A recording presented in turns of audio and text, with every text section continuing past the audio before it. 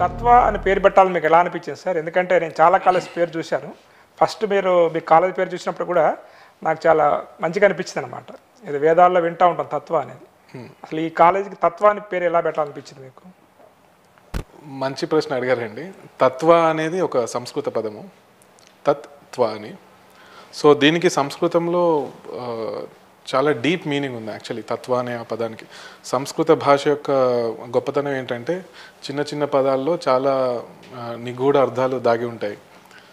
So for example Archimedes మనందరికీ తెలిసే ఉంటాడు. ఆర్కిమెడిస్ ప్రిన్సిపల్ అని ఫోర్స్ ఆఫ్ బాయన్సీని డిస్కవర్ చేశాడు అతను.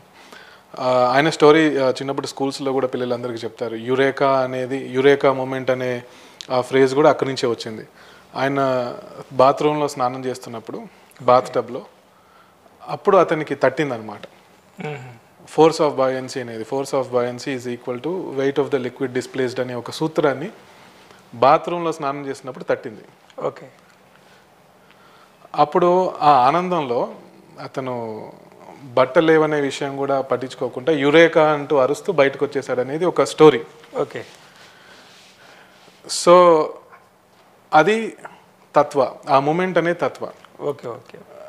ఒక ప్రకృతి గురించి డీప్గా ఆలోచిస్తున్న ఈ మహానుభావులు ఎవరైతే ఉన్నారో, సైంటిస్ట్ కానీ ఫిజిసిస్ట్ కానీ, వాళ్ళకి ఆ ట్రూత్ అనేది తెలిసినప్పుడు, ఓకే ప్రకృతి యొక్క తత్వం అంటారు అందుకే, ఓకే, తెలిసినప్పుడు వాళ్ళ ఆనందానికి ఇంకా అవధులు ఉండవు.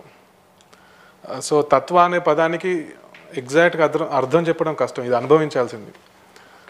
ఫర్ ఎగ్జాంపుల్ న్యూటన్ ఆ రోజు చెట్టు కింద కూర్చున్నప్పుడు గ్రావిటీని కనుగొన్నాడని ఒక స్టోరీ ఉంది, యాపిల్ కింద పడినప్పుడు. సో ఆ మూమెంట్లో యాపిల్ కింద పడ్డప్పుడు అతనికి ఆ తట్టిన ప్రిన్సిపల్ కానీ లా కానీ అప్పుడు ఎంత ఆనందపడి ఉంటాడు. ఆ మూమెంట్ తత్వ అంటే ఆ ప్రకృతి యొక్క తత్వాన్ని తెలుసుకున్నాడు. సో అప్పుడు ఆ ఆనందం ముందు మీరు ఎన్ని కోట్లు న్యూటన్ కానీ ఆర్కిమిడీస్ కానీ అలాగే ఐన్స్టీన్ కానీ చూపించినప్పుడు అసలు అవి కనిపించవు. చాలా బాగుంది. ప్రతి విద్యార్థి కూడా చదువుకునే ప్రాసెస్లో అలాంటి మూమెంట్స్ వస్తాయి. ప్రతి టీచర్కి స్టూడెంట్స్కి నేర్పిస్తున్నప్పుడు వా ఈరోజు భలే ఉంది ఈ కాన్సెప్ట్ అనే ఆ మూమెంట్ వస్తుంది, అది తత్వ.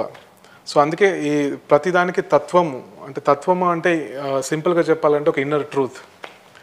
సో ఎస్పెషల్లీ సైన్స్ ఎవరైతే నేర్చుకుంటున్నారో సో వాళ్ళకి తత్వ అనే వర్డ్ చాలా కనెక్టెడ్. ఇదేదో తత్వ అంటే ఏదో ఫిలాసఫీ అనుకుంటారు, but it's more related to science.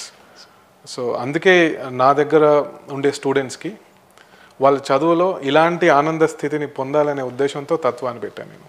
చాలా బాగా పెట్టారు సార్. ఎందుకంటే చాలా వరకు తత్వం బోధపడింది వీడికి అట్లా అంటున్నాను. అవును, కానీ ఇంత మీనింగ్ ఉంది అనేది ఈరోజు మీ ద్వారా నాకు తెలిసింది.